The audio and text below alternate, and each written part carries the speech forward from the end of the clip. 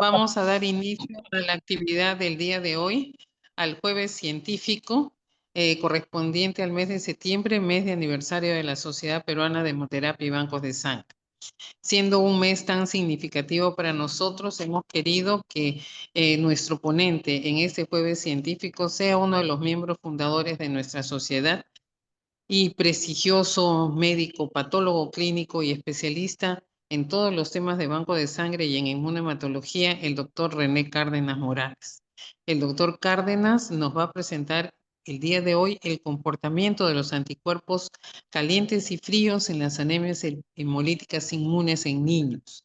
Doctor Cárdenas, muchas gracias por haber aceptado la invitación y estar con nosotros en este mes de aniversario, recordando todos los cursos y todos los jueves científicos en los que usted no solamente ha participado, sino también ha organizado. Así que bienvenido y por favor podemos dar inicio a la sesión. Muchas gracias, Marianita. En primer lugar, para también agradecer a la Junta Directiva de nuestra sociedad por recordarse todavía de los más viejitos de los miembros de la Sociedad de Hemoterapia y Banco de Sangre. Eh, Me da mucho gusto de que se continúen haciendo la revisión de la especialidad, los jueves científicos que fue establecido hace ya muchos años atrás. Creo que es un motivo para hacer la revisión y actualización de los diferentes temas que atañen a la medicina transfusional y al banco de sangre. En esta oportunidad vamos a hacer una revisión del comportamiento, de las características de los diferentes tipos de anticuerpos en las anemias hemolíticas inmunes que se presentan en niños.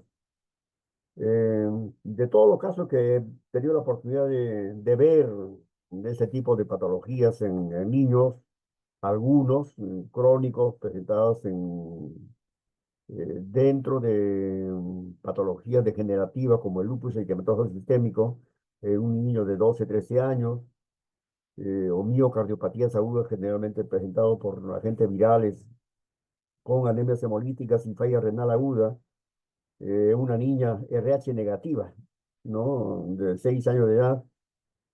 Entonces, siempre ha sido para mí una inquietud de tener los medios para hacer el diagnóstico de este tipo de patologías y sobre todo pues el tratamiento que se debe instituir a, a los pacientes que son afectados por estas anemias hemolíticas. Que dicho sea de paso, los niños generalmente están relacionados con problemas infecciosos mm, de tipo viral o bacteriano, pero básicamente virales. Siempre pensando en que también los virus tienen una serie de receptores que a nivel de las epitopes de estos antígenos virales, por alguna similitud con las epitopes de los diferentes grupos sanguíneos, dan como consecuencia pues este tipo de patologías. Entonces vamos a dar inicio a, a la revisión, simplemente primero poniendo el temario de la definición y criterios de diagnóstico de las anemias hemolíticas inmunes en general, el sistema inmune, la constitución o cómo está constituido este sistema inmunológico, que ustedes también lo conocen, el tema de la autoinmunidad, de los autoanticuerpos, los efectos de la respuesta inmune, los sistemas antigénicos de los grupos sanguíneos, que para mí es un tema bastante interesante por cuanto cada vez estamos encontrando, gracias a los estudios de biología molecular, diferentes tipos de antígenos o alelos en los sistemas antigénicos de los diferentes grupos sanguíneos. Luego la clasificación de las anemias hemolíticas inmunes, propuestas por varias escuelas, el mecanismo patogénico, la fisiopatología y características de estas anemias hemolíticas autoinmunes, las características de las anemias hemolíticas autoinmunes calientes y también de las autoinmunes por crioaglutininas o llamados también anticuerpos fríos. En primer lugar, en relación a las anemias hemolíticas inmunes, hay una variedad significativa tanto en la definición como en los criterios de diagnóstico, ¿no? No de la enfermedad, pero estas se caracterizan todas ellas por un acortamiento del tiempo de vida media de los hematíes, ya sea por destrucción, pero donde la médula ósea pues tiene eh, una característica que conserva su capacidad regenerativa. Estas anemias hemolíticas pueden ser por la presencia de autoanticuerpos, que lo vemos, pues, por ejemplo, en la enfermedad hemolítica del recién nacido, como consecuencia de las transfusiones de glóbulo rojo que hacemos, o pueden ser también autoinmunes, que pueden ser primarias o secundarias, ¿no? Fundamentalmente las primarias que están relacionadas con temas que todavía no lo conocemos, y las secundarias relacionadas fundamentalmente a procesos infecciosos, a problemas degenerativos, a neoplasia maligna. Pueden ser también secundarias a fármacos, otras enfermedades, sobre todo en esta época que estamos utilizando medicamentos, fundamentalmente antibióticos de las últimas generaciones, en alta dosis, por ejemplo, el paciente con endocarditis bacteriana o paciente que está recibiendo medicación antituberculosa. Están viendo casos de test de cubrimiento positivo con anemias hemolíticas que son dependientes pues, de estos medicamentos. Y los tipos de anticuerpos que participan en el proceso, ya sea la inmunoglobulina G, la IgM, la IgA, que rara vez se presentan como anticuerpos monoméricos, pero que eh, no podemos dejar de lado pues, este tipo de anticuerpos en algunos tipos de anemias hemolíticas inmunes. El sistema inmune, ya también ustedes lo conocen, que una de las características esenciales es su capacidad para diferenciar lo propio de lo ajeno, ¿no? Y de responder únicamente frente a los antígenos extraños, ¿no? Formando anticuerpos contra cada una de las epitopes de estos antígenos. También ya lo conocen ustedes muy bien de que este sistema inmunológico está constituido pues, por una serie de células y también humores. En este caso, me refiero a los anticuerpos, ¿no? Que en forma coordinada, pues, intervienen, ¿no? En la respuesta inmunitaria o respuesta inmune frente a un agente extraño, ¿no? Entonces, simplemente como ejemplo acá les puedo señalar como un virus cuando es captado por un macrófago, ¿no? O una célula dendrítica. Lo que hace el macrófago o la célula dendrítica simplemente es eh,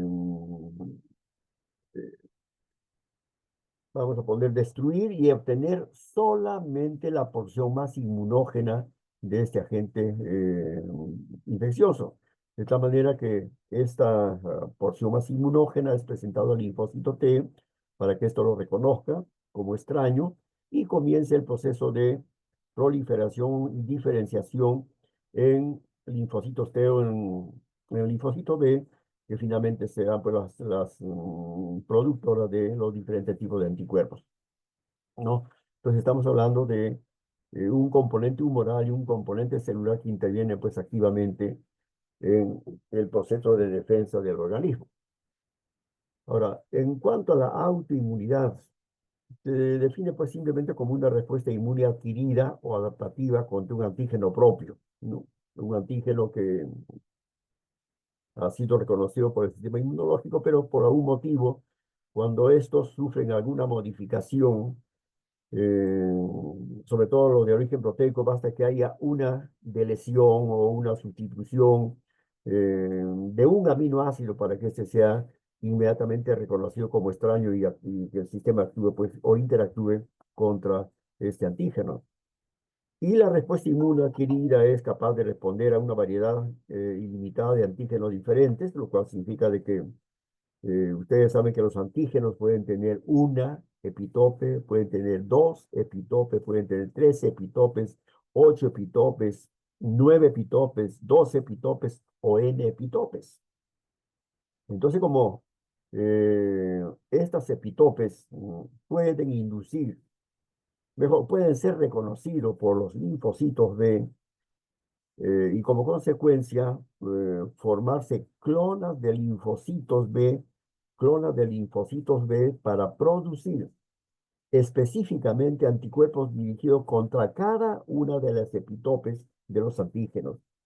Ahora imagínense ustedes en el caso de los grupos sanguíneos, que lo vamos a ver más adelante, la variedad de antígenos que tenemos con las epitopes de cada una de ellas, ¿no? Y los autoanticuerpos, en este caso, pues la respuesta humoral autoinmune a veces se considera como un mero espectador, ¿no? Sin importancia durante el proceso de una enfermedad. Significa de que muchas veces hay formación de anticuerpos como la IgG4 o la inmunoglobulina IgG4, no, que felizmente no es patogénica. No es patogénica de tal manera de que podemos encontrar en un paciente o en un donante de sangre un test de Cun directo positivo, lo cual significa puede que haya absorción de anticuerpos en la superficie de la célula. Pero felizmente este tipo de anticuerpos, como no es patogénico, no va a ocasionar pues ninguna lesión hemolítica a la célula.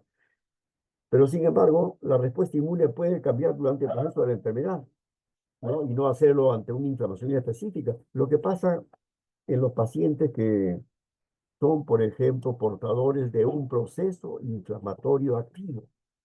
Ustedes saben que en los problemas, en los procesos inflamatorios activos, hay también liberación de grandes cantidades de citoquina proinflamatorias, y L1, y L6, y L8, como quemoquina, y L12, y todas ellas pueden estimular a los diferentes receptores de los linfocitos y también de los macrófagos, ¿no? De tal manera de que un anticuerpo que no interviene pues en la respuesta inmune, sin embargo, en estos procesos inflamatorios pueden haber modificaciones de ellas, que vamos a ver más adelante, y que pueden interactuar pues, provocando lesiones líticas, o lo que pasa, lo que vemos en la práctica, ¿no? Como les manifestaba, que un paciente con problemas inflamatorios activos comienzan a hacer cuadros de anemia. Y a veces no hay explicación porque un paciente no pierde sangre por ningún emuntorio, sin embargo, comienzan a disminuir la tasa de hemoglobina. Y eso podría deberse pues a una hiperactividad de los macrófagos del vaso, o también la interacción directa de los linfocitos NK sobre el complejo formado por el antígeno del glóbulo rojo y el anticuerpo absorbido. Entonces, este complejo antígeno-anticuerpo puede ser el motivo de la estimulación por parte del anticuerpo, o también de, si es que son capaces de lidiar complemento sérico, ¿no? Provocar por una lesión hemolítica, en este caso extravascular. Entonces, por eso que es importante de que los anticuerpos, si bien es cierto, eh,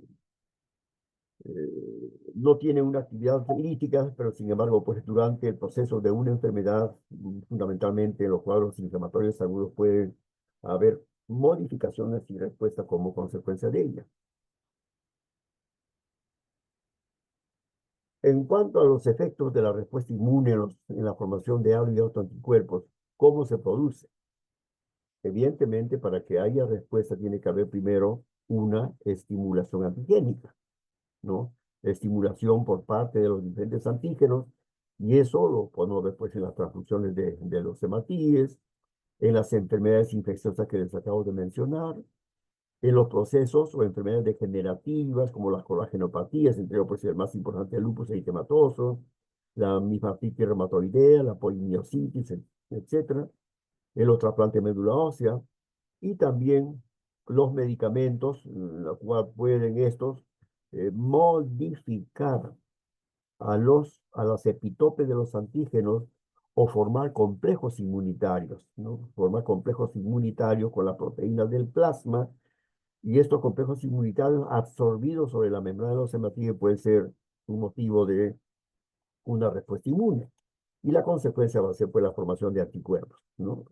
Ese es el mecanismo en virtud del cual se producen los anticuerpos específicos que serán dirigidos contra las epitopes específicas de los antígenos que estamos mencionando. En cuanto a los efectos entonces de la respuesta, ustedes saben que frente a las moléculas extrañas, el sistema inmunológico inmediatamente pone en juego todo el material que tiene, tanto celular como humoral, como un mecanismo de defensa. Pero cuando hay alteraciones del sistema inmunológico, pueden conllevar pues a esto a una inmunodeficiencia. En segundo lugar, frente a las moléculas propias, normalmente el sistema inmunológico lo llega a tolerar. Eso se llama tolerancia central o también tolerancia periférica, ¿no? Entonces, pero cuando estas moléculas propias sufren alguna modificación, estamos hablando de los antígenos, de las epitopes de los antígenos que sufran alguna modificación, entonces el sistema inmunológico va a terminar provocando pues diferentes enfermedades conocidas como enfermedades autoinmunes. Pero todavía hay moléculas extrañas que no tienen capacidad patogénica, pero sin embargo el sistema inmunológico al captarlos, ¿no? Pueden unir a proteínas diferentes, en este caso estamos hablando ya de aptenos, y que estos aptenos unidos, que de por sí el apteno no tiene capacidad para inducir la formación de anticuerpos, pero cuando el apteno se une a una proteína o a un adyuvante, entonces este complejo adyuvante apteno puede inducir pues a reacciones de hipersensibilidad tipo 1 que lo conocemos con el nombre de alergias, ¿no? Entonces, en condiciones normales, pues el sistema inmunológico reconoce lo extraño y lo ataca inmediatamente, que es la función más importante que tiene el sistema inmunológico. Y hablando de la complejidad antigénica, tenemos el tema de los grupos sanguíneos. Ya ustedes saben que en la membrana de un glóbulo rojo, mire, un hematío, ¿cuánto mide? 7 micras de diámetro, ¿no? Entre, más o menos tiene un promedio de 70, no, 90, 92 centilitros de volumen total.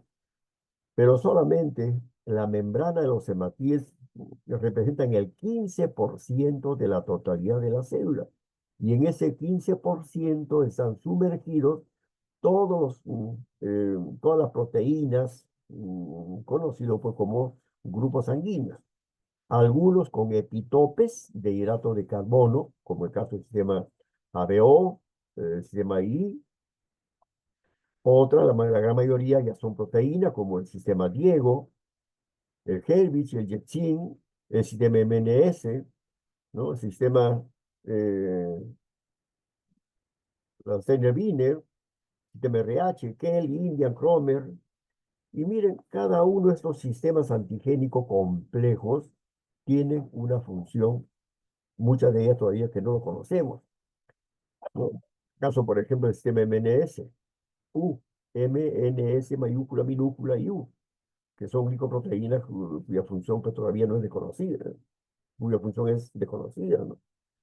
O también el sistema RH que actúa como canal de transporte, el sistema KEL que actúa como enzimas, ¿no? Algunas como el sistema Crome que actúan como reguladores del complemento sérico, otras que actúan como moléculas de adición, caso por ejemplo el sistema DAFI, ¿no? Y así, entonces cada uno de estos sistemas antigénicos que forman parte de la membrana de los glóbulos rojos realmente cada día se hace más complejo porque ya la biología molecular nos están demostrando la presencia eh, que, cuyos genotipos los estamos también descubriendo. Hay un libro interesante, el libro de Peter Isik, en la cual él describe una serie de antígenos que recién lo estamos encuadrando dentro de los diferentes sistemas de grupos sanguíneos. Y no olvidemos de que actualmente, a mayo del 2025, ya en la membrana de los hematíes hay 48 sistemas, 3 colecciones, de los cuales antígenos de baja incidencia de la serie de 300 hay 16 antígenos diferentes, de alta incidencia 3 antígenos diferentes, la serie 901. En total estamos hablando de 367 antígenos. Si solamente hablamos del sistema RH, el antígeno D, ¿cuántas epitopes tiene?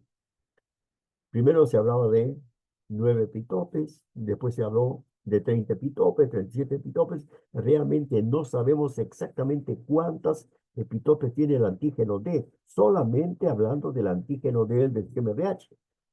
Si comenzamos a revisar el número de epitopes de cada uno de los antígenos mayores, el de mayúscula, minúscula, C mayúscula, C minúscula, CW, y el resto de los 56 antígenos diferentes, entonces la cosa pues se hace realmente complejo, ¿no? Y aparte de ello, también los alelos que cada día vamos describiendo gracias a los estudios de biología molecular.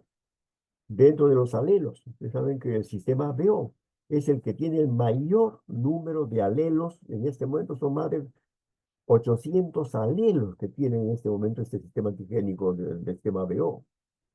Porque cada uno de ellos, el A1, el A2, el AX, el AM, el A y el Abantu, cada uno de ellos tiene pues también un número determinado de alelos y sumando pues estamos hablando de una cantidad tremenda que tiene este sistema antigénico.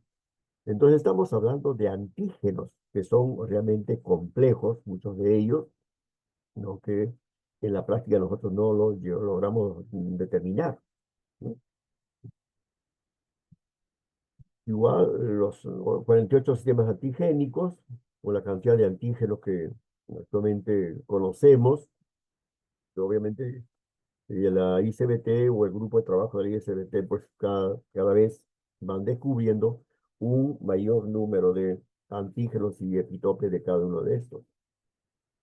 Pero, ¿cuál es el papel de los antígenos de los hematíes o de los glóbulos rojos en la hemólisis inmune? Primero, va a depender de la distribución y densidad de los antígenos. Ustedes saben que en el glóbulo rojo no todos los antígenos están pues dispuestos de manera homogénea. Caso, por ejemplo, de los antígenos del sistema KIR. El sistema KIR aparentemente los antígenos de este sistema están agrupados en toda la superficie de la membrana de los hematíes, no en una forma homogénea como pasa con el sistema RH, con el sistema KEL u otros sistemas antigénicos de los grupos sanguíneos. En segundo lugar, las especificidades más frecuentes están dirigidos, ¿contra qué me refiero cuando hablo de las especificidades de los anticuerpos? Más frecuentemente están dirigidos contra las estructuras básicas del complejo RH, ¿no? Y están dirigidos también contra las epitopes, ¿no? De los alelos, de los antígenos menores del sistema RH. Me refiero al antígeno de mayúscula, minúscula, de mayúscula, seminúscula, ¿no? Entonces, estas especificidades de vuestros anticuerpos generalmente, pues en las diferentes patologías van a estar dirigidos contra estos sistemas antigénicos, ¿no? Vamos a ver más adelante la importancia que tiene esto. Y otras epitopes que están afectadas son las glicoproteínas de la banda 3, como transportadores de aniones, la glicoforina A y B del sistema MNS, y las glicoforinas C y D de los antígenos Herpes, o en este caso de los antígenos del sistema Herpes. Ahora, en cuanto la clasificación, hay una serie de clasificaciones que ustedes seguramente lo conocen. Una de las que fue propuesta hace poco, en el año 2024, es esta clasificación que les estoy mostrando, de las anemias hemolíticas autoinmunes por anticuerpos calientes, ¿no? En la cual el anticuerpo predominante pues, es la inmunoglobulina G, que pueden ser primarias o idiopáticas y también secundarias. Y secundarias generalmente relacionadas con linfomas, leucemia linfática crónica, lupus eritematoso, artritis reumatoidea, el Kaposi, el VIH e incluso, ¿no? Durante la pandemia también hemos tenido casos de anticuerpos dirigidos o inducidos mejor, ¿no? Inducidos por el SARS-CoV-2. Entonces, y no solamente estos agentes virales, también agentes virales que afectan la vía respiratoria alta pueden inducir a la formación de estos anticuerpos calientes. El otro grupo de las anemias hemolíticas por anticuerpos fríos, en la cual el anticuerpo predominante obviamente es la inmunoglobulina M. En este grupo tenemos el síndrome de leukemias frías, las siglas en inglés que son como CAS. Igual pueden ser primarias idiopáticas y secundarias, generalmente relacionadas con algunos procesos neumónicos por micoplasma, infecciones virales que afectan la vía respiratoria alta igual, algunas neoplasias malignas como linfomas.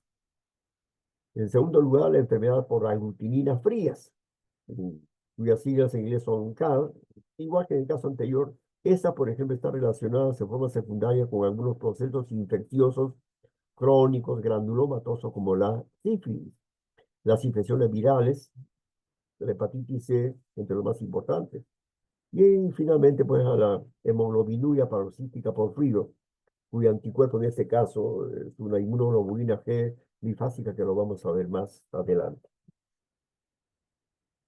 También dentro del grupo de la clasificación tenemos a las anemias hemolíticas autoinmunes mixtas, por anticuerpos calientes y fríos, igual que en los casos anteriores pueden estar relacionados a linfomas, las formas secundarias, leucemia linfática crónica, lupus, artritis reumatoidea, un Kaposi, el quiste dermoide del ovario, VIH, en fin. Pueden haber también anemias hemolíticas autoinmunes con test de CUM negativos. Anemias hemolíticas autoinmunes inducidas por medicamentos que ya hemos mencionado, ya sea por modificación de los epitopos antígenos o simplemente por la absorción de complejos inmunes que forman los medicamentos con la proteína de plasma y al absorberse sobre la membrana de los hematíes pueden ser por el sistema inmunológico reconocido como extraños y inducir pues a la formación de anticuerpos, de autoanticuerpos. La anemia hemolítica por anticuerpos, en este caso lo conocemos todos como ejemplo, tiene pues a la reacción hemolítica transfusional o también por el pasaje de anticuerpos de la mamá al bebé para provocar la enfermedad hemolítica de recién nacido.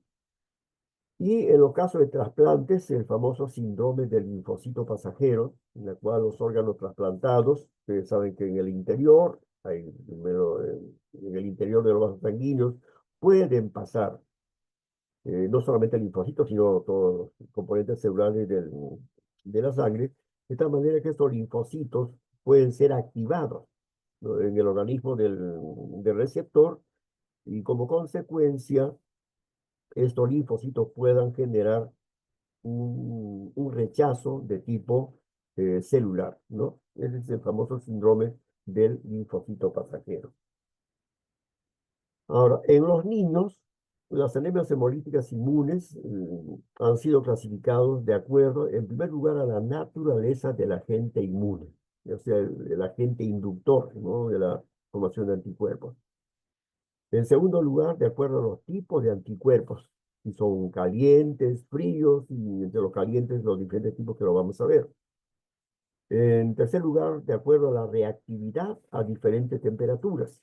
Me refiero a anemias hemolíticas, en este caso por anticuerpos calientes, anemias hemolíticas provocadas por bajas temperaturas, en este caso serían las anemias hemolíticas por crioutininas, no anticuerpos fríos. En cuarto lugar, por el sitio donde se produce la hemólisis. Y esto puede ser dentro del vaso sanguíneo o fuera de ella. Entonces tenemos a las reacciones hemolíticas agudas, que generalmente son intravasculares, como ya lo conocen ustedes. En tanto que las reacciones hemolíticas crónicas generalmente son extravasculares y son dependientes del sistema monocítico macrofágico, va a depender de los macrófagos que se encuentran en la pulpa roja del vaso.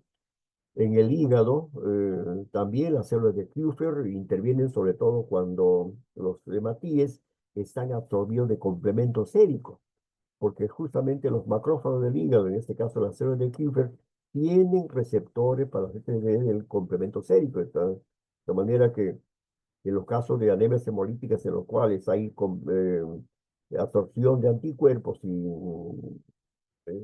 fracción de complemento sérico, pueden ser afectados tanto a nivel del vaso como a nivel del hígado.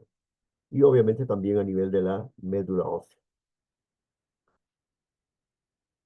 En los niños hay que tener en cuenta de que la anemia hemolítica autoinmune es similar en muchos aspectos a la del adulto, pero tienen algunas características peculiares. En primer lugar, generalmente las anemias hemolíticas tienen un inicio agudo y de mayor gravedad que en el adulto. Y lo vamos a ver, ¿no?, más adelante. En segundo lugar, que está asociado con procesos virales o después de una inmunización. Por ejemplo, Protocolo reporta anemias hemolíticas autoinmunes seguido de un proceso infeccioso de la vía respiratoria alta. O las anemias hemolíticas autoinmunes crónicas son frecuentes, pues, eh, pero son menos frecuentes que en el adulto, ¿no? Es una característica que tienen las anemias hemolíticas autoinmunes en los niños. Por otro lado, dentro de las características también de estos altos anticuerpos, de las anemias hemolíticas inmunes, es que los anticuerpos tienen afinidad por epitopes específicos, que lo que ya les había mencionado, ¿no? En segundo lugar, las cadenas pesadas H de las moléculas de inmunoglobulina G son las que van a determinar, en primer lugar, la hemólisis dependiente del complemento sérico. ¿Por qué? Porque justo en la fracción FC del anticuerpo se encuentran los dominios CH3, CH2, que son los que están relacionados, ¿no? Con la presencia de estos receptores y que van a determinar, pues, una hemólisis, en este caso dependiente de complemento sérico. En segundo lugar, por la fagocitosis mediada por estos receptores FC o de complemento sérico y también por la inducción de la aglutinación. Obviamente, la inmunoglobulina G en este caso no va a provocar una aglutinación. Generalmente, los casos de aglutinaciones son inducidos o son provocados pues, por anticuerpos de mayor tamaño, como en el caso de la inmunoglobulina E. Pero también ya hablan de subtipos de la inmunoglobulina G, que serían los que ocasionen diferentes reacciones podría ser cambios en la afinidad del anticuerpo, ¿no? Cambios de las funciones efectoras que estén asociadas con la región cristalizable o FC de la inmunoglobulina. Eh, para mí siempre ha sido un interrogante de un caso que tuvimos en el Hospital Amenara de un niño de 13 años con lupus eritematoso sistémico activo. De tal manera de que el lupus, o en este caso los complejos inmunitarios endógenos, ya habían generado una nefropatía lúpica en este niño. Y la variedad de la nefropatía lúpica era de tipo mesangio membranoso o mesangio capilar, que es una de las variantes más agresivas de las nefropatías lúpicas. Entonces ya el niño prácticamente estaba en fase ya bastante avanzada y tenía solamente como opción para seguir viviendo, pues, que un trasplante de riñón. Pero para esto, quien se ofreció como donante de riñón fue su papá. Era un profesor que vivía en la zona de Huacho, mm, tendría pues 38 años el señor, y cuando vino al banco de sangre, obtuvimos las muestras para hacer un estudio inmunohematológico. Y tuvimos una sorpresa porque este señor era portador de un test de Coombs fuertemente positivo, 520 bits de título. Entonces imagínense a una persona con un test de Coombs directo fuertemente positivo. Esperábamos encontrar pues a un paciente con 4, 5, 6 gramos de hemoglobina, pero no, ese señor tenía 17 gramos de hemoglobina, ¿no? Pero el asunto era, se le hace la ablación de riñón para el trasplante, después de conversar con los nefrólogos, finalmente determinamos pues de que sí, podía donar y llegó a donar. Pero ¿qué pasa? Que el niño, como era portador de un lupus eritematoso sistémico, ¿no? Estos complejos inmunitarios más adelante también llegaron a dañar el órgano trasplantado, en este caso el riñón trasplantado, y finalmente falleció. Pero lo interesante de esta historia es que el papá retorna al hospital Almenara 12 años después, ¿no? Con un cuadro de un lupus eritematoso sistémico florido. Se le hace el estudio inmunohematológico y se encuentra un test de Coombs directo fuertemente positivo, pero en este caso ya con una anemia hemolítica bien marcada. Entonces, lo que siempre me preguntó es, de que inicialmente cuando este paciente llegó al hospital, era portador probablemente de una inmunoglobulina IgG4, ¿no? Por eso que el paciente no estaba haciendo pues una hemólisis extravascular.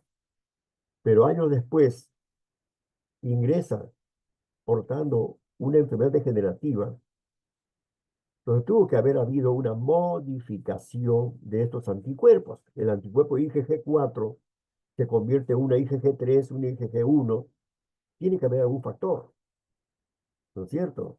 Porque si no, ¿cómo explicamos de que eh,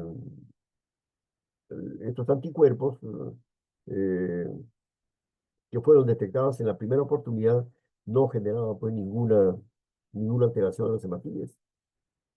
Entonces, tiene que haber algún factor en la cual eh, esta porción cristalizable de los anticuerpos sufren alguna modificación por un agente X que no lo conocemos todavía, ¿no? De tal manera de que estos cambios de las funciones efectoras pueden estar asociados pues a modificaciones en esta región cristalizable o FC del anticuerpo de tipo IgG. Las anemias hemolíticas autoinmunes, en este caso ya generado por anticuerpos calientes, generalmente están mediados por autoanticuerpos que reaccionan a la temperatura de 37 grados, razón por la cual se les conoce pues como eh, anticuerpos calientes. Pero la causa de la formación o los agentes inductores de la formación de estos anticuerpos no realmente son desconocidos, ¿no? Los anticuerpos implicados generalmente provocan reacciones hemolíticas extravasculares, como ya lo vamos a ver más adelante, y de estos, generalmente los de tipo IgG1 e IgG3 son los que mayoritariamente o mayormente están implicados en las reacciones hemolíticas extravasculares.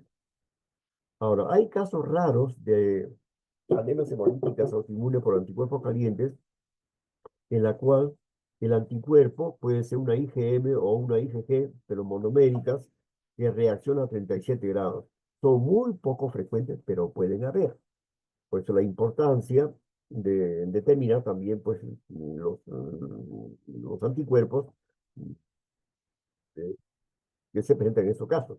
Obviamente, si hago un test de Kunz directo, si hay una IgM de por medio o una IgA, esto va a ser negativo, ¿no es cierto? Pero si hablamos del anticuerpo IgM, este puede ligar complemento sérico. Entonces, a través del complemento sérico sí podemos detectar, ¿no? O pensar en la posibilidad de que el anticuerpo inductor de la absorción del anticuerpo del complemento sérico puede ser pues la IgM. En cuanto a la inmunoglobulina IgG1 y IgG3, pueden activar el complemento sérico. Ustedes saben de que esos anticuerpos o per se no activan el complemento sérico, pero cuando están en determinadas posiciones sí pueden activar el complemento sérico. Pero, ¿qué pasa? Que en la membrana de los hematíes hay proteínas llamadas proteínas reguladoras, como la CD55 y CD59, que impiden la activación completa del complemento sérico, porque si no, los hematíes podrían ser lisados, ¿no es cierto?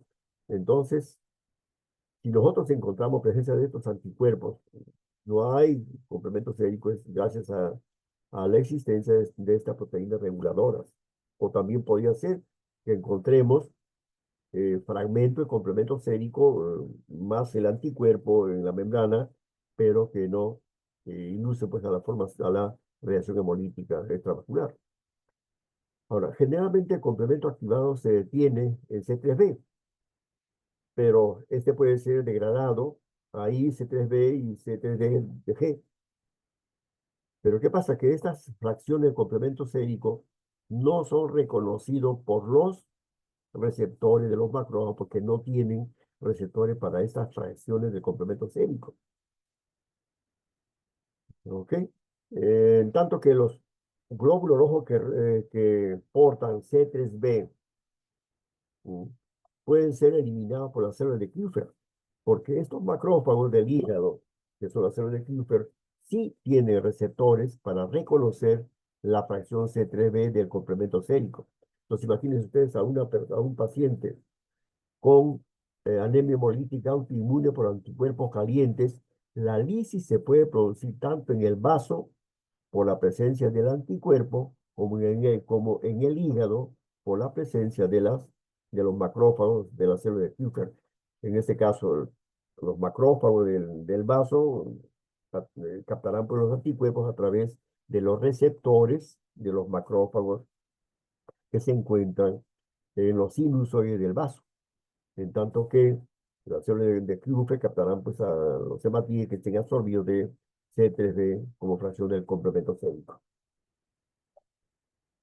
Ahora, en cuanto a la patogenicidad de los anticuerpos IgG1, hay tres teorías.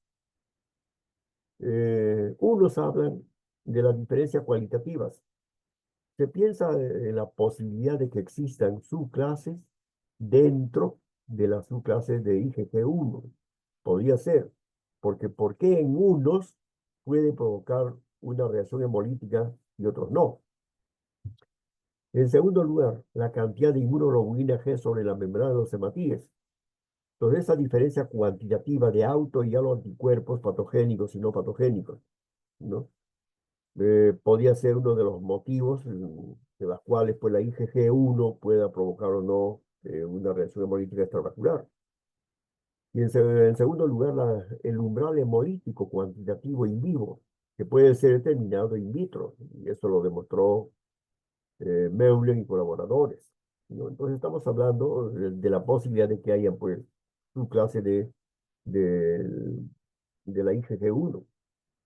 Y también la otra teoría sería la actividad relativa de red del sistema reticular endotelial y no directamente del anticuerpo IgG1.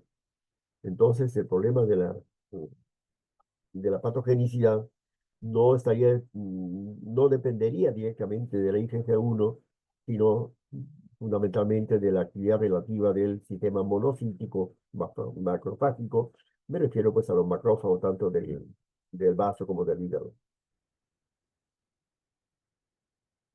Ahora, en cuanto a la eficiencia de la IgG3 versus la IgG1, la IgG3 evidentemente es más afín al receptor Fc del macrófago que la IgG1.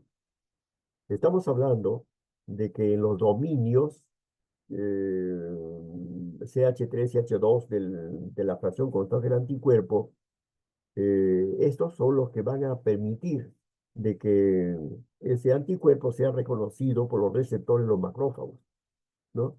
Entonces, las IgG3 aparentemente es más afín al receptor Fc del macrófago que la IgG1. Entonces, esa sería la razón por la cual la IgG3 sería pues mucho más eficiente, ¿no?, en provocar una lisis de los hematíes. Edgerfield y colaboradores de 8 pacientes con IgG3 hicieron hemólisis franca. 259 pacientes con IgG1, ninguno de ellos tuvo una anemia hemolítica autoinmune. George Garrity, que en paz descanse, el doctor George Garrity, de la Universidad de Stanford, de California, donantes con un test de Kuhn directo positivo y pacientes adultos y neonatos con IgG3 en sus glóbulos rojos no evidenciaron signos de anemia hemolítica inmune. Entonces, el tema es cantidad, el tema es la calidad del anticuerpo. Douglas y colaboradores necesitaban 500 moléculas de IgG1 y solamente 100 moléculas de IgG3 para estimular la fagocitosis. Por eso estamos hablando en este caso, pues, de la posibilidad de una cantidad o la calidad mejor de los anticuerpos que sean capaces de estimular la fagocitosis. Zupansky y colaboradores, el número de moléculas para estimular fagocitosis, mira lo que ellos dicen, o lo que así ellos plantean, la IgG1 entre 1230 a 4020 moléculas. O sea, un glóbulo rojo debía tener esta cantidad para estimular la fagocitosis por parte del macrófago. Pero cuando se trata de una IgG3, es suficiente la cantidad de 150 a 640 moléculas para estimular la fagocitosis. O sea que estamos hablando definitivamente de eh, características cualitativas de los anticuerpos, pero no eh, características cualitativas que van a permitir ser reconocidos y estimular pues, a los receptores de los macrófagos, tanto del vaso, sí, fundamentalmente del vaso. Ahora, en cuanto a la destrucción de los hematíes mediados por IgA, IgG2 e IgG4, habíamos dicho que la IgG4 es un anticuerpo que no es patogénico, de tal manera que per se no provoca ninguna reacción hemolítica. La IgG2 lo puede hacer en grandes cantidades, pero la IgA no. Esos anticuerpos usualmente no activan el complemento sérico. Los macrófagos no tienen receptores para ellos, para ninguno de ellos. Entonces la explicación más probable sería de que la IgG2 e IgG4 puedan unirse menos eficientemente al receptor Fc o a la fracción cristalizable del anticuerpo. El receptor Fc tiene que tener una heterogeneidad molecular y funcional, y se han descrito tres moléculas diferentes, ¿no? Para el receptor 1, la afinidad por IgG1 e IgG3, que no reacciona con IgG2. Los receptores 2, ¿no? La afinidad por IgG1 e IgG3 es baja para IgG2 y IgG4. Y los receptores 3, ¿no? La que reacciona solamente con IgG1 e IgG3. Entonces hay estas eh, diferentes características, digamos, cualitativas de los anticuerpos que pueden inducir a una reacción hemolítica. Ahora, en cuanto al mecanismo de destrucción, ya saben ustedes que los hematíes pueden ser o sufrir reacciones hemolíticas intravasculares o extravasculares. Generalmente las reacciones hemolíticas intravasculares son mediadas por anticuerpos de tipo IgM a través de la estimulación del complemento sérico que la cascada finalmente va a terminar provocando pues eh, alteraciones de la membrana con la destrucción de estos hematíes, ¿no? En tanto que las reacciones hemolíticas extravasculares generalmente son mediadas por anticuerpos de tipo IgG, ¿no? En la cual estos macrófagos lo que van a hacer es reconocer a través de sus receptores de membrana a la fracción cristalizable CH3 del anticuerpo, ¿no? Para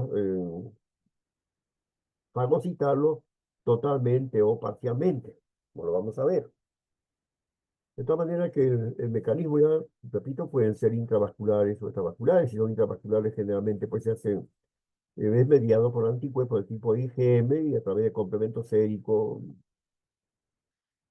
para que la fracción CHC9 de complemento finalmente provoque pues el forado de la membrana de los hematíes. Y la consecuencia va a ser simplemente la hemólisis. En las extravasculares, los anticuerpos IgG o, o la fracción C3D del complemento sérico puedan ser absorbidos, de tal manera que podría haber una fagocitosis total o parcial en el vaso, si se trata de anticuerpos de tipo IgG, o en el hígado, si se trata de anticuerpos perdón, del complemento C3D, porque habíamos dicho de que la célula de Kupffer sí tiene receptores para esta fracción del complemento sérico. Ahora, los sistemas antigénicos que están involucrados en las reacciones hemolíticas generalmente son pues el sistema BO, P1, PK, el sistema Bell, algunos eh, fenotipos del sistema Lewis, como el Lewis A. En tanto que las extravasculares generalmente están relacionados con sistemas antigénicos de origen proteico, o glucoproteínas como el RH, el DAFI, el KEL, el KID, el Diego, entre los más importantes. Ahora, en cuanto al mecanismo de la reacción hemolítica intravascular, ya saben ustedes, en este caso, pues generalmente se produce como consecuencia muchas veces de errores que cometemos en el banco de sangre, de hematíes A, B o AB, que son transfundidos a receptores de grupo O. Ustedes saben que los receptores de grupo O normalmente tienen anticuerpos naturales de tipo IgM, anti-A y anti-B. De tal manera que la reacción hemolítica se produce pues inmediatamente al ingreso de los hematíes al torrente sanguíneo de receptor. No tiene que pasarse pues 100, 200 centímetros cúbicos de la masa celular. Basta con los primeros 20 microlitros, estamos hablando de la primera gota, ¿no?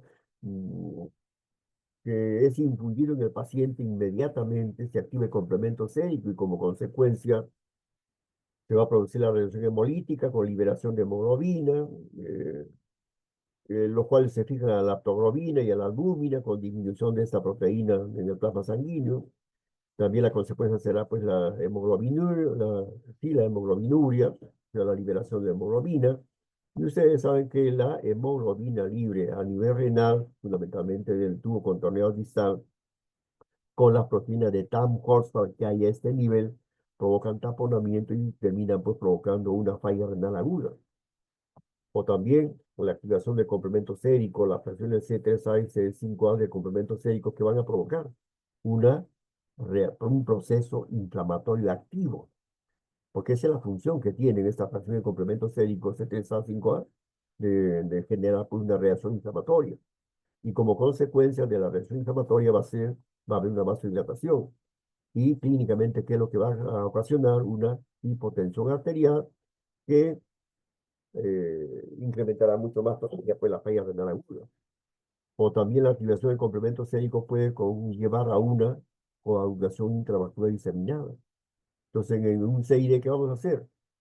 Simplemente lo que va a haber es una consunción de los factores de coagulación y de las plaquetas, ¿no? Y también la liberación de fibrina con depósito de este material fibrinoide en los riñones que incrementarán mucho, mucho más la falla renal aguda.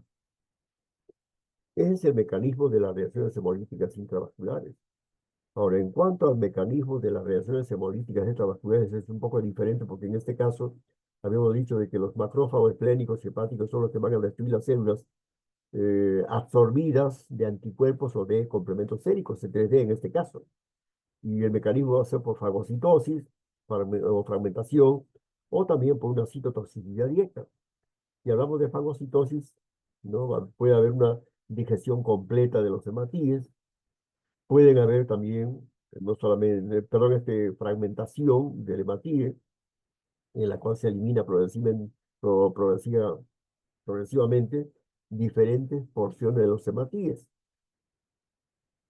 para convertirse en un esferocito o un esquizocito. Pero ¿qué pasa? Que los esferocitos, a pesar de que son ya células de menor tamaño, cuando pasen por la pulpa roja del vaso, por los sinusoides del vaso, ya no van a poder atravesar, porque el esferocito ya per se pierde la capacidad maleable que tienen los glóbulos rojos. Porque normalmente a nivel de los sinusoides que tienen un diámetro de 0.3 a 0.5 micras, imagínense, todo lo que se tiene que, vamos a hablar en castellano, que estirarse un hematíe para que pase ese espacio, ¿no? En tanto que los esferocitos, aún siendo más pequeños que un hematíe normal, ya no lo pueden hacer porque ya pierden esa flexibilidad que tienen pues normalmente los glóbulos rojos. Y finalmente el otro mecanismo es la citotoxicidad directa, en este caso por acción de enzimas lisosómicas con una capacidad hemolítica. Entonces un glóbulo rojo absorbido de anticuerpos, ¿no? Al ser reconocido por los receptores de los macrófagos, y miren ustedes lo que va a reconocer, no va a ser la porción libre, sino la porción cristalizable del anticuerpo respectivo. Entonces en el vaso, el mecanismo de la reacción hemolítica extravascular va a ser por combinación entre las actividades hematológicas y linfoides. En la pulpa roja, que contiene el tejido reticular y los senos bañados por la sangre con los sinusoides que les había mencionado. Y esto es lo que pasa. Entonces, a nivel, miren, vamos a suponer que estamos frente a una arteria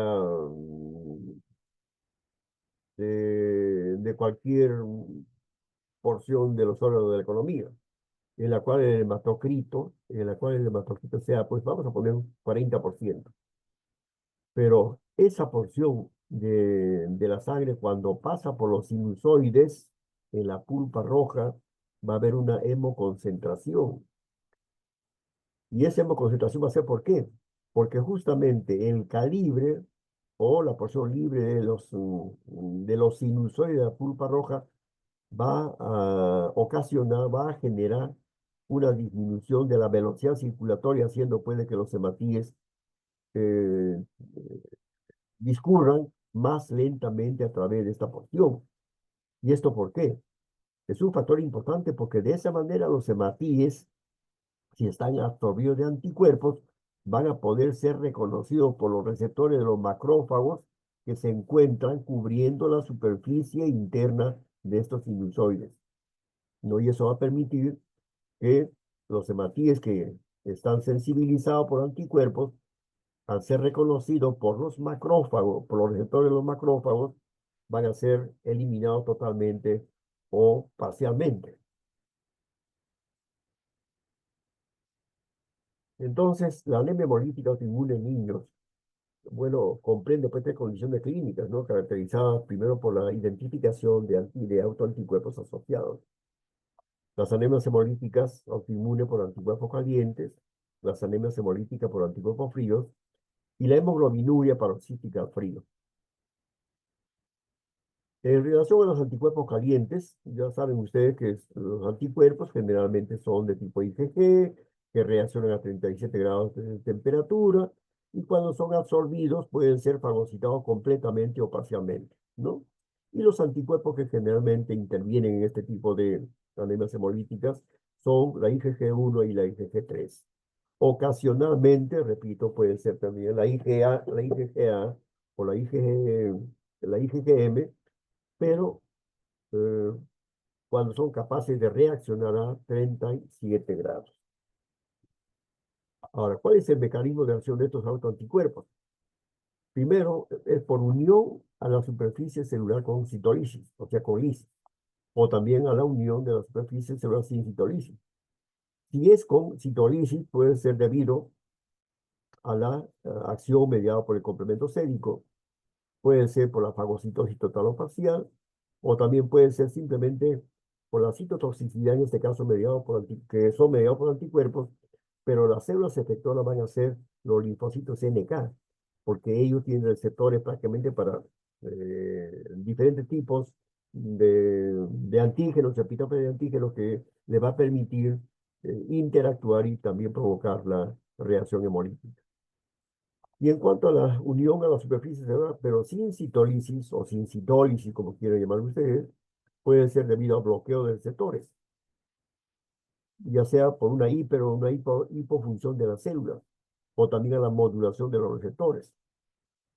Cuando hablamos de la modulación de los receptores, estamos hablando de la inmunomodulación. Y ustedes saben que los efectos inmunomoduladores pueden estimular o pueden suprimir una reacción.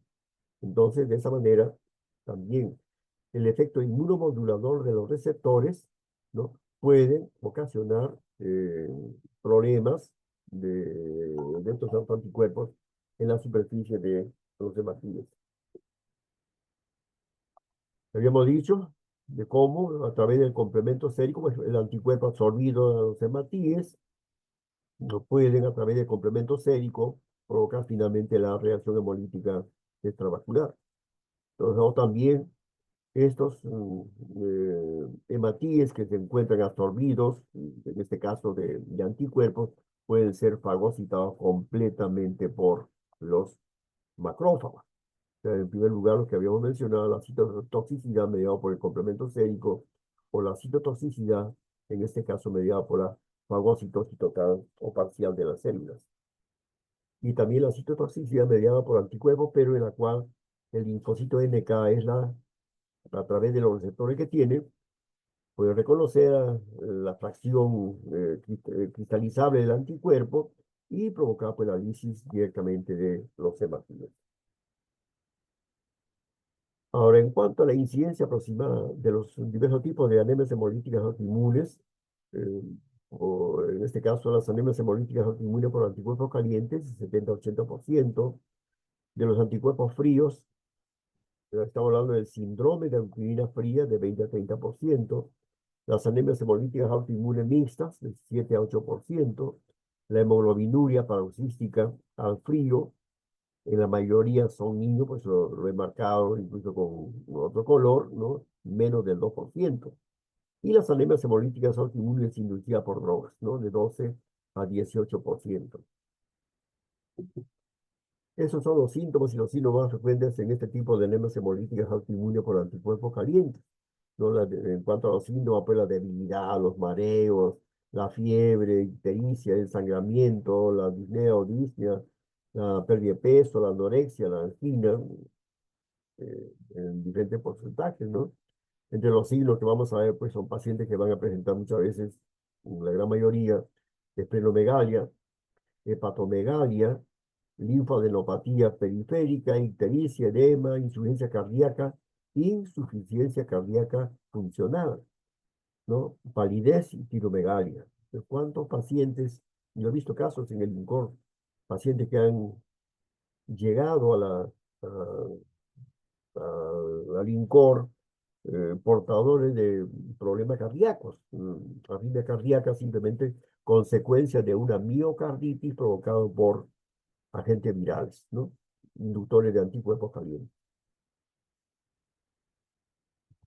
Hay una comparación del cuadro clínico en niños con anemia hemolítica autoinmune, aguda o transitoria y la crónica. En los primeros 4 años de vida, ¿no? Es una revisión de 80 casos, ¿no? Que va a ser Heidi. Primeros 4 años de vida frecuente el 80%, en tanto que en los casos crónicos hay una incidencia moderada del 44%. Presentación clínica aguda o aguda en solo 34% de los crónicos. Hemoglobinuria 45% de los casos agudos y solamente 4% de los casos crónicos, ¿no?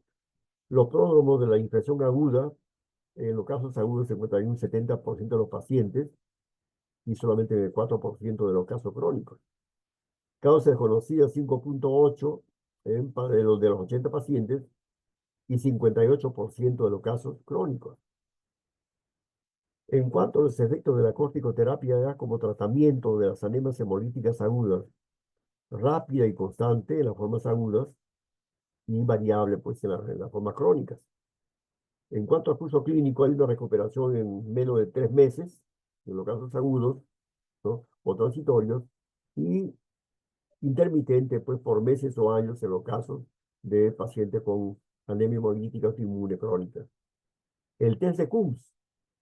Miren, el test de Coombs en los casos agudos se detectó solo complemento en los glóbulos rojos del 67% de los casos. Estamos hablando solamente del complemento sérico. Ahora, ¿qué significa esto? De que al no poder detectar anticuerpos de tipo IgG que ligan solamente complementos séricos, estarán pensando seguramente ustedes la necesidad de que los bancos de sangre cuenten no solamente pues con el antisuelo de Coombs poliespecífico, sino también con los monoespecíficos, anti-IgG o anticomplemento, para poder verificar si son los dos o si son solamente uno de ellos. Y estamos viendo que de 80 casos revisados, se detectó solamente complemento sérico del 67% de los casos. En tanto que en los casos crónicos se encontró de los 80 casos, ¿no? En el 84% de todos ellos, IgG más complemento sérico.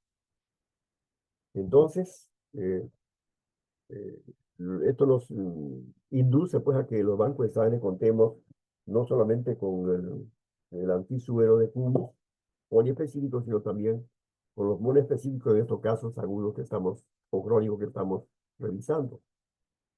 Ahora, en cuanto a la reactividad serológica en el test de CUM directo en 100 niños con anemia hemolítica autoinmune. Test de CUM directo negativo, 5 casos en pacientes con anticuerpos calientes, 11 casos en niños con anemia hemolítica por anticuerpos fríos. Y en la hemoglobinura paroxística, 5 casos. Test de CUM directo positivo en los anticuerpos calientes, 59%. O sea que estamos dando que hay todavía cerca de 41 casos que son negativos, ¿no? En los anticuerpos fríos, 15 casos, en la forma mixtas, 4 casos, y en la hemoglobinuria solamente un caso. Complemento sérico, CTD, 5 casos en las anemias hemolíticas por anticuerpos calientes, 15 casos en los fríos, ¿no? Y un caso, pues, en la hemoglobinuria paroxística al frío. IgG solo, 19 casos, el resto son totalmente negativos, obviamente los fríos, en los mixtos y en la hemoglobina paroxística. Aunque acá podía ser porque en la hemoglobinuria el anticuerpo es un IgG, pero es un anticuerpo del tipo bifásico. IgG más complementos, 31 casos contra 3 en las anemias hemolíticas por anticuerpos mixtos. IgG, IgA más complementos, solamente un caso en los calientes y en la forma mixta también un caso. IgG, IgA, IgM más complemento sérico, un solo caso, ¿no? En anemias hemolíticas por anticuerpos calientes, ¿no? E IgA, solamente un caso. Bueno, todo esto nos hace pensar, pues, de que la cosa no es tan simple. En el momento que hagamos el estudio de estos casos en el laboratorio. Por eso que el laboratorio de inmunohematología, para tener la seguridad en el diagnóstico, debemos contar con todos los materiales e insumos que se requieren para la investigación, porque lamentablemente en el Perú no tenemos un laboratorio referencial donde podemos enviar una muestra para que nos pueda resolver estos casos que tenemos. Imagínense, la terapéutica que se instituye a estos pacientes muchas veces va a depender de esto. Igual, la distribución de acuerdo a hallazgos serológicos y enfermedades asociadas de causa desconocida, ya también como llamada pues idiopática. Anemia hemolítica por anticuerpos calientes, autoinmune por anticuerpos calientes, 38. Fríos, 6. Hemoglobina paroxística al frío, ninguno, y la misa 2. Enfermedades autoinmunes, PTI, 9 casos en las anemias hemolíticas por anticuerpos calientes. Y en el lupus solamente un caso. Pero es interesante esto porque yo he visto, justamente, no, he visto 2 casos. Un caso en el Amenara y el otro no fue justamente por LIS, sino fue por LES, sino fue por una infección. Enfermedades infecciosas, 6 casos, tanto en las anemias hemolíticas por anticuerpos fríos y en la hemoglobinuria, por las razones que vamos a ver más adelante, que son generalmente de origen infeccioso. Neoplasia maligna solamente en un caso, porque en los niños pueden haber también linfoma, leucemia, pero siempre hay la posibilidad de que podamos encontrar anemias hemolíticas por anticuerpos calientes. Ahora, en problemas hematológicos, en la sickle-cell-anemia, un caso en las anemias hemolíticas por anticuerpos calientes, talasemia mayor, 3, en las calientes y en los fríos un caso. De la mielodisplasia es poco frecuente en niños, pero pueden haber. Obviamente la mielodisplasia se ve con mayor frecuencia en adultos. En el linfoma de los Hodgkin, un caso, de los calientes y de los fríos, 3 casos. Leucemia mielocítica crónica, solamente un caso en los anticuerpos fríos. En la leucemia mieloide aguda, un caso en los fríos. Y en la linfoblástica aguda, 3 casos en los fríos. En el trasplante de hígado y riñón, un caso en las anemias hemolíticas autoinmunes, ¿no? Total, 64 casos de hallazgos serológicos las patologías que estamos viendo por los pacientes con anemia hemolítica inmune por anticuerpos calientes. De los fríos solamente 26, y en los casos de las hemoglobinuria paroxísticas a frío, 6 casos. En la forma mixta, pues 4 casos. Ahora, que eso es interesante. La especificidad de los anticuerpos en relación a enfermedades infecciosas. Estamos hablando de niños. El grupo sanguíneo, el sistema P, está relacionado con el parvovirus B19. En este caso, las epitopes o los antígenos que están involucrados son el P1, P2, el PK. Sistema ABO y sistema Lewis, el antígeno H y el antígeno Lewis B. Esta relación con el Helicobacter pylori. Sistema P1, antígeno P1, la Escherichia coli uropatógena. Sistema ABO y sistema P, el antígeno B2 y PK, el Pseudomonas aeruginosa. Sistema DAFI, ustedes también lo conocen bastante esto, el antígeno DAFI en relación con el Plasmodium vivax. El sistema Anton, asociado con el clúster CD44, caso pues, de las infecciones por Haemophilus influenza. El sistema Cromer, el antígeno Cromer, con la Escherichia coli de la cepa 075X. Entonces, miren, si hay una relación eh, de las anemias hemolíticas, ¿no? Ocasionado por estos agentes infecciosos. No porque ellos directamente lesionen a los hematíes, ¿no? Sino que el organismo, el sistema inmunológico, lo que hace es formar anticuerpos contra los antígenos de estos agentes infecciosos. Pero por la similitud de las epitopes o de alguna de las epitopes de los antígenos pueden ocasionar finalmente pues estas reacciones hemolíticas por anticuerpos calientes o fríos que estamos mencionando. Ahora, también hay como expresión de los anticuerpos en las enfermedades específicas. Por ejemplo, el Donald-Steiner, eh, la hemoglobina paroxística por frío, el autoanti-I mayúscula, ¿no? La neumonía por micoplasma, que vemos pues en los pacientes con anemias hemolíticas por anticuerpos fríos. El autoanti minúscula está relacionado fundamentalmente con la mononucleosis infecciosa. El autoantisistema RH, bueno, estamos hablando pues de enfermedades degenerativas como el lupus y algunas neoplasias malignas, ¿no? Y entre ellos el linfoma de Hodgkin. Cuando vean ustedes o encuentren un caso, un test de Coombs directo positivo, ¿no? Eh, si no hay una explicación de la presencia de los anticuerpos, siempre piense en la posibilidad de una neoplasia maligna, entre ellas los linfomas, y entre ellos el linfoma de Hodgkin, que es el que con mayor frecuencia induce a la formación de estos anticuerpos, y también neoplasias malignas como adenocarcinoma de estómago o de cualquier otro lugar de la economía. Anti-D, la enfermedad hemolítica recién nacido, que lo conocen ustedes muy bien.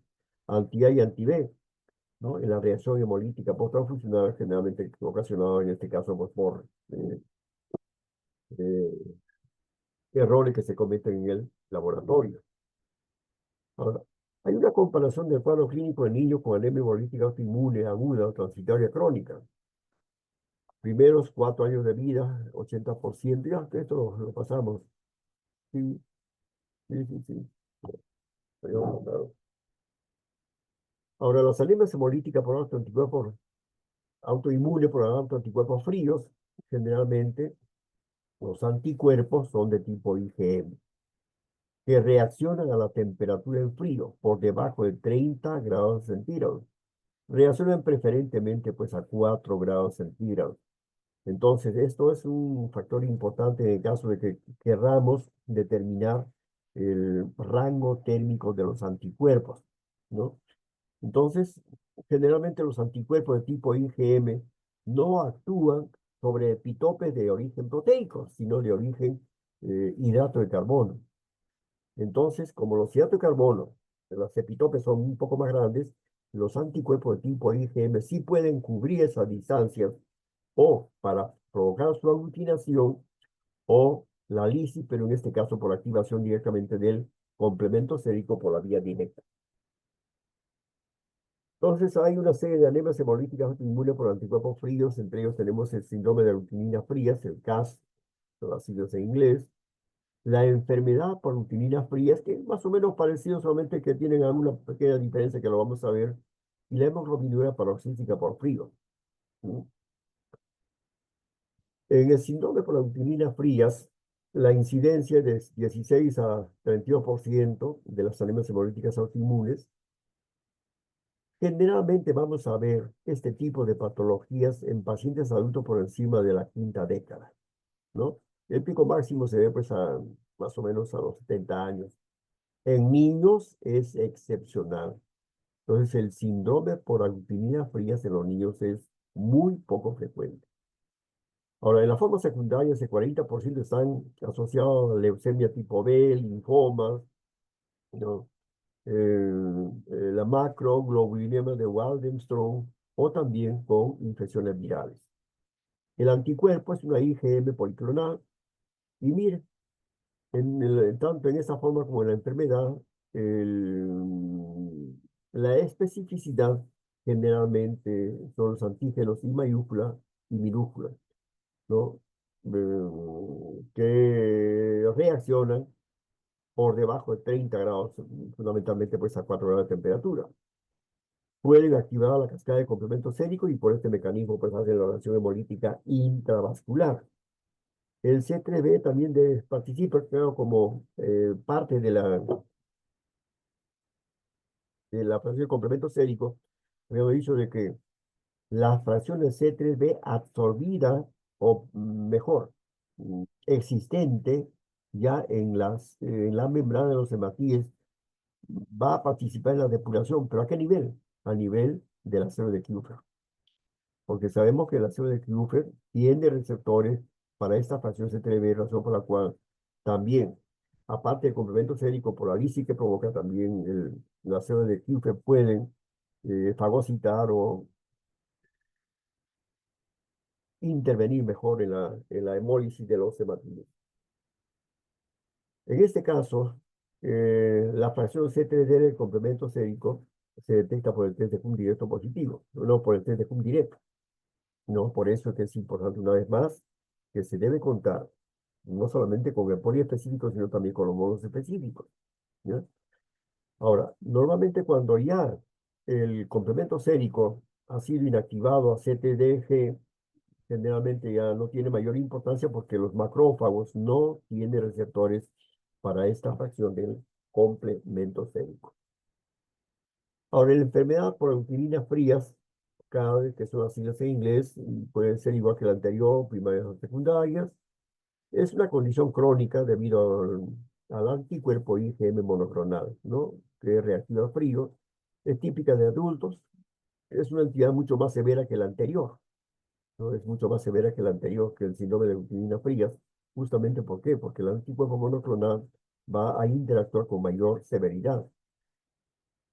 Se considera como una enfermedad clonal y bien definida de la médula ósea. Y la característica es la proliferación clonal de linfocitos B, que son los productores de anticuerpos de tipo IgM que reaccionan a temperaturas inferiores a 30 grados centígrados. Bueno, hay casos de anticuerpos de rango térmico amplio y de alto título, y la especificidad está relacionada con los antígenos I mayúscula y minúscula. Cuando se habla de rango térmico amplio, en estos casos es importante determinar el rango térmico. Yo he visto casos recuerdo en este momento, de una paciente que solía ingerir agua helada todos los días a la 1 de la mañana. Se levantaba la señora, es una paciente de 62 años que llegó con 3 gramos de hemoglobina a una clínica privada. Entonces, ya en el estudio que se le hizo a esta paciente, llegamos a determinar el rango térmico de los anticuerpos hasta 54 grados de temperatura. 54 grados de temperatura. Solamente a esa temperatura podemos eluir, ¿no?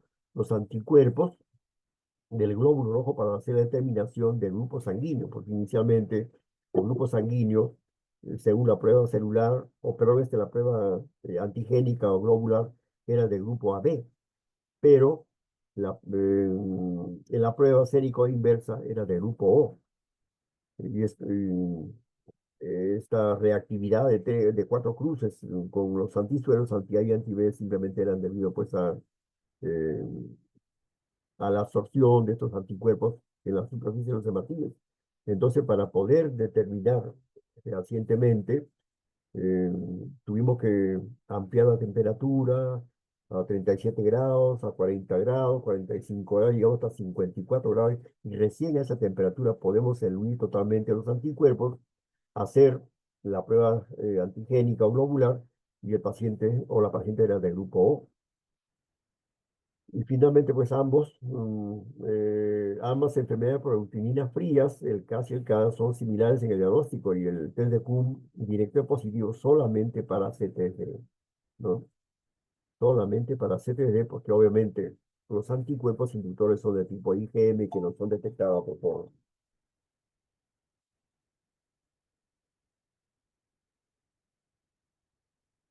Y finalmente, la hemoglobina paroxística por frío, que puede ser aguda o crónica. En este caso, la inmunoglobulina G se une a la membrana de los hematíes y fija el complemento sérico a temperatura fría. Y esto sucede fundamentalmente en los extremos distales de los miembros superiores o de los miembros inferiores. Incluso en el óvulo de las orejas también puede ocurrir el fenómeno, ¿no? Pero cuando estos hematíes a baja temperatura se han absorbido el complemento sérico, cuando llegan a la circulación esplásmica, ¿qué va a hacer? A 37 grados, el anticuerpo se eluye, se separa, pero deja al complemento activo, y de esa manera se va a producir una reacción hemolítica intravascular.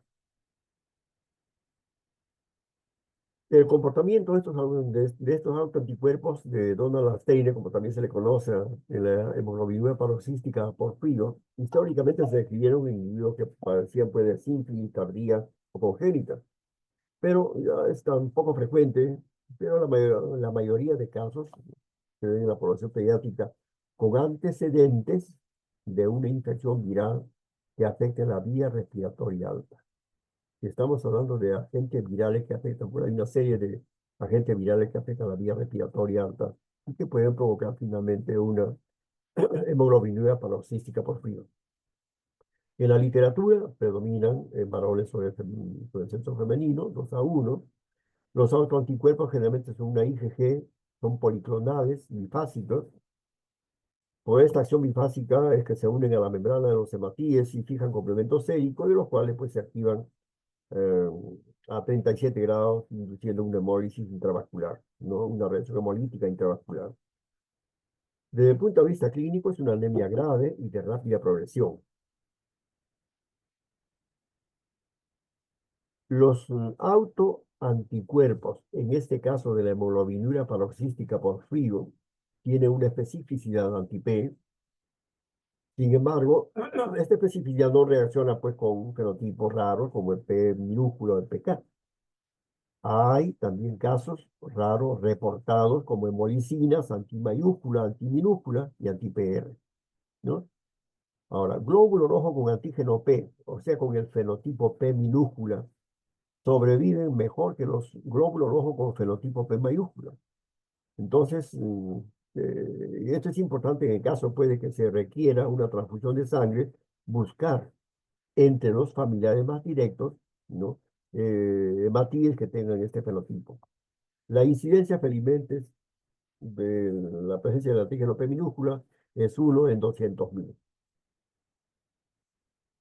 Y ustedes saben que la prueba de Donald Steiner es fundamental para hacer el diagnóstico pues, de la hemoglobina paroxística por frío, ¿no? En este caso, se toma una muestra de sangre, el, el suero de la sangre del paciente se mezcla con hematíes de un donante, se llevan a 4 grados de temperatura para que se ligue en complemento sérico, luego se recalienta a 37 grados, ¿no?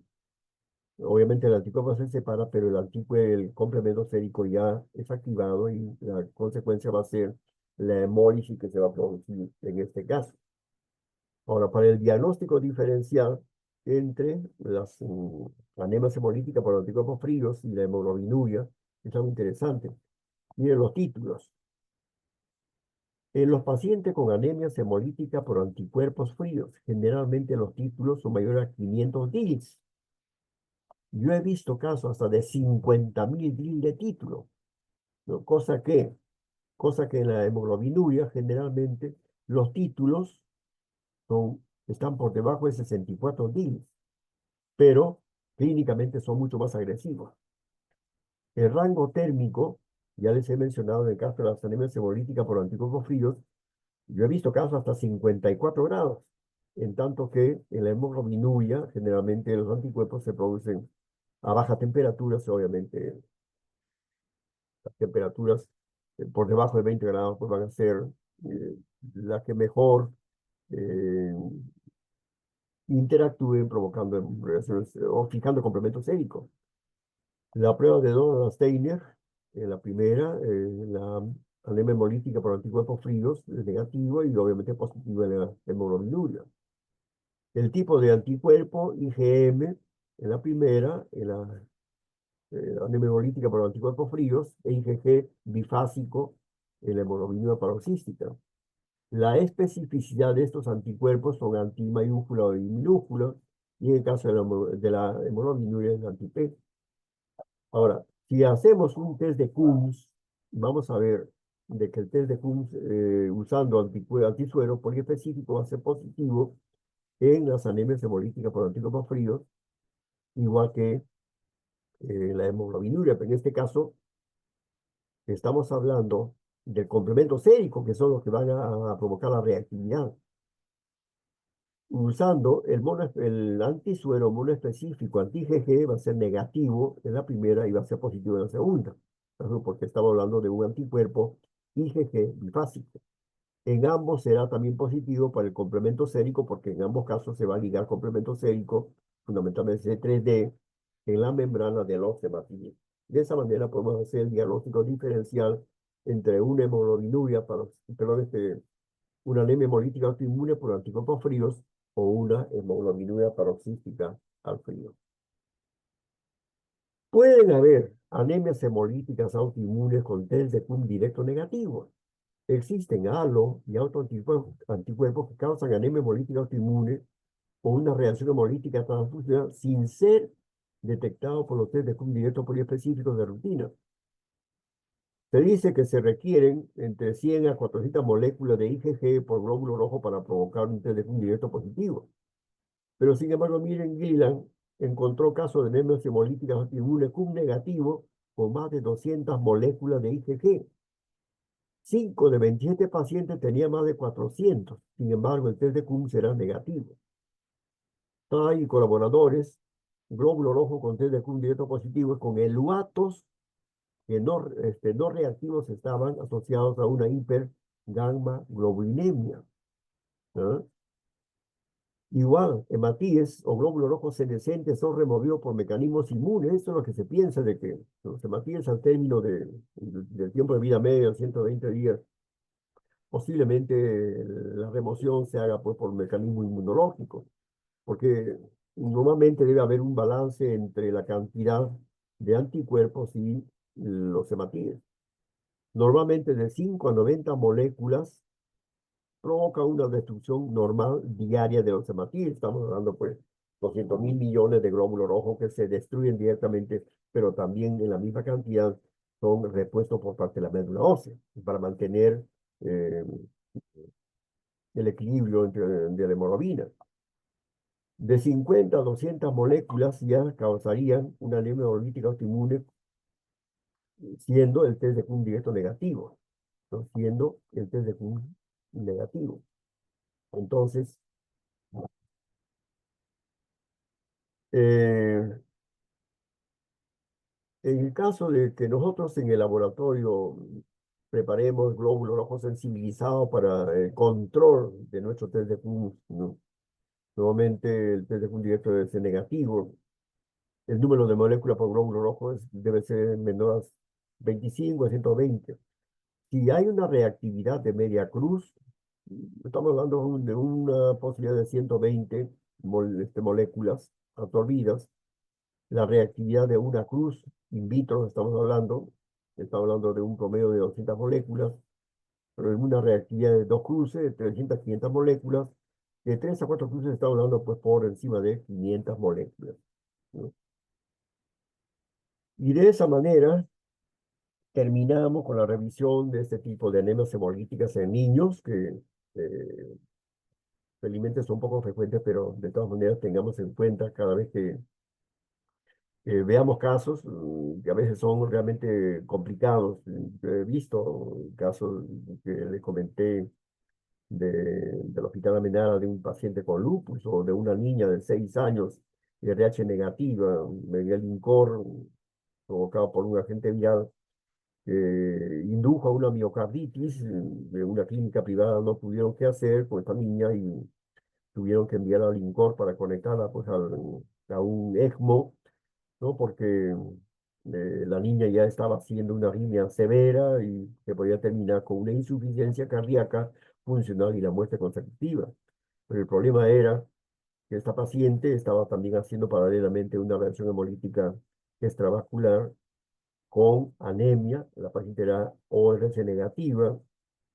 Entonces el problema era que el nefrólogo tenía que dializar a esta niña porque también ya había terminado haciendo una falla renal y nosotros teníamos que depurar los anticuerpos. Entonces, para eso tuvimos que someterla pues a una plasmaferesis, ¿no? Eh, el asunto era de que tenemos que hacer una buena, eh, no combinación, sino una buena acción entre el nefrólogo y nosotros para no llevar a una hipotensión severa a esta paciente. Estamos hablando de una niña de 6 años. La cosa es que logramos hacer 5 procedimientos de plasmaferesis conjuntamente con el nefrólogo para cuidando siempre el volumen sanguíneo, ¿no? Y se logró depurar completamente y la niña a los 15, 20 días ya se encontraba clínicamente mejor y actualmente se encuentra en muy buen estado, ¿no? Entonces, cuando se presentan estos casos, uno tiene que estar preparado, bueno, para intervenir y apoyar, pues, a resolver los problemas. ¿Ok? Muchas gracias por la atención de todos ustedes. Si hay algún comentario que quieran hacer o una pregunta, con mucho gusto. Doctora Mariela, me pasé, creo, el tiempo.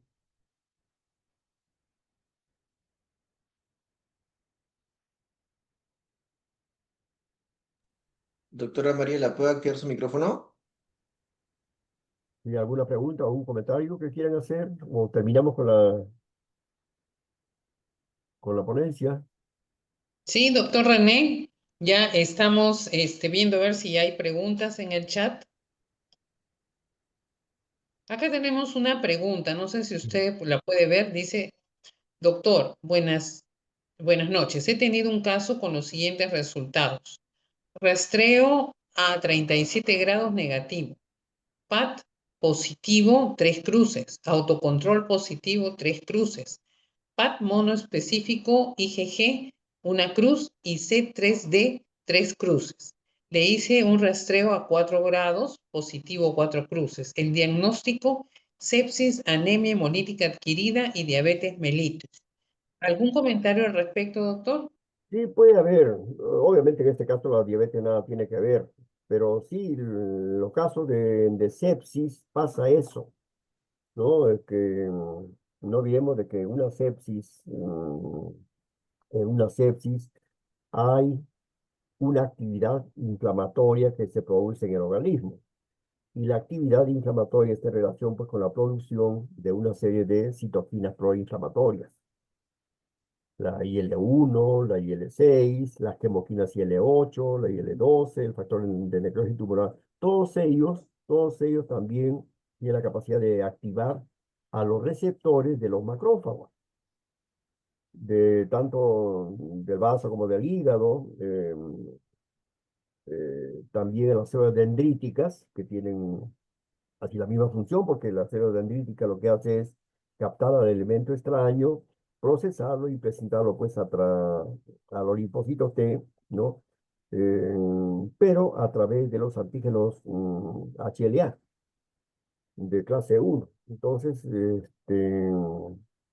sí pueden haber esas situaciones en las cuales puede haber una aparente disociación, digamos, entre los resultados que me acaban de mencionar, ¿no? Sí, hemos tenido también casos así de pacientes con test de Q directo negativo. Para el poliespecífico, para veces hemos encontrado reactividad con la IgG o con el complemento sérico. Va a depender de posiblemente la cantidad de anticuerpos o complemento sérico absorbido pues, en la membrana de los hematoides. Pues se tiene que hacer o establecer la unidad entre la clínica y el laboratorio. No olviden que nosotros no somos eh, mm, terapistas de números, ¿no? Sino de pacientes con manifestaciones clínicas. Entonces, el médico, el patólogo clínico, tiene la obligación de ver en estos casos, de indagar las razones por las cuales se están presentando este tipo de reacciones en el laboratorio. La clínica y el laboratorio.